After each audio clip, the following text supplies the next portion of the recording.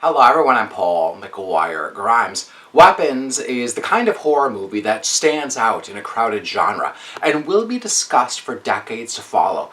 The new film from writer-director Zach Cregger is in theaters and I want to talk about it. This is Paul's trip to the movies.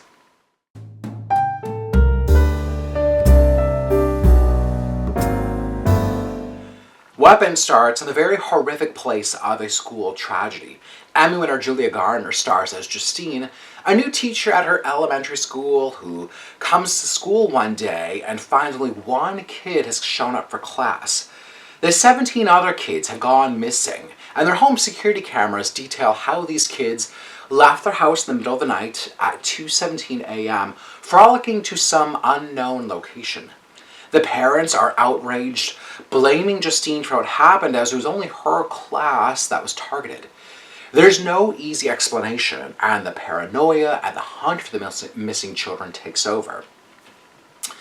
Zach Cregger opens Weapons with a young girl detailing how this is based on a true story, but has been completely covered up by the town officials.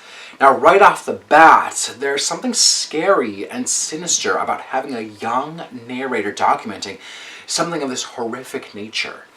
I was in a crowded theater and it was really refreshing to hear absolute silence from the audience as we were all on the edge of our seat with what was unfolding.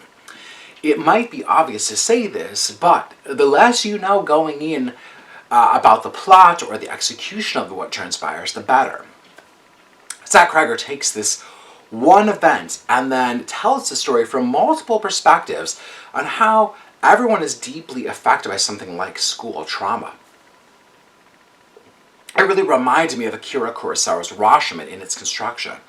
The first section is from Justine's perspective as the teacher, now under incredible scrutiny. It then shifts to Josh Brolin as one of the concerned parents, Benedict Wong as the school principal, there's a cop who's played by Alden Ehrenreich, and more. Now every character is in this kind of heightened state, as no one is safe in this small, innocent suburban town.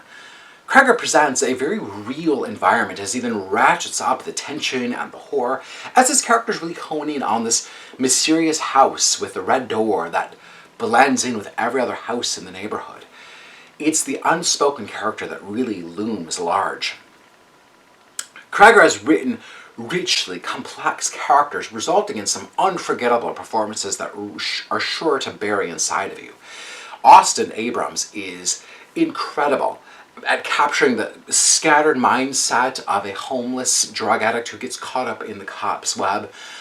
Amy Madigan gives one of the best core performances of the last 25 years as Aunt Gladys.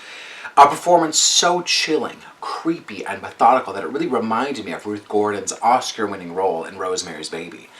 The casting of Amy Madigan in this type of role feels like Cregger snuck it in with no warning, and the result is staggering. You won't know where Weapons is going and what terror will be unleashed, as Zach Cregger is masterful at not foreshadowing or revealing too much along the way. Each section feels like a complete but different piece of the puzzle that feels diabolical and jaw-dropping once it's all put together in the end. Now, with only 2 films under his name, Zach Cregger has made a name for himself in the horror genre with Barbarian and now Weapons. It's one of the best horror movies in recent memory that will be dissected and praised for decades to come. I'm giving Weapons 5 out of 5 ticket stubs. If you like my review today, click subscribe on my YouTube channel. I have some movie reviews, some celebrity interviews, and I would love to hear from you.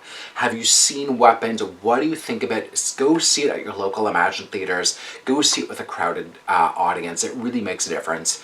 Follow me across social media at Paul's Movie Trip, and then go to my website, paulstriptothemovies.com, for even more reviews.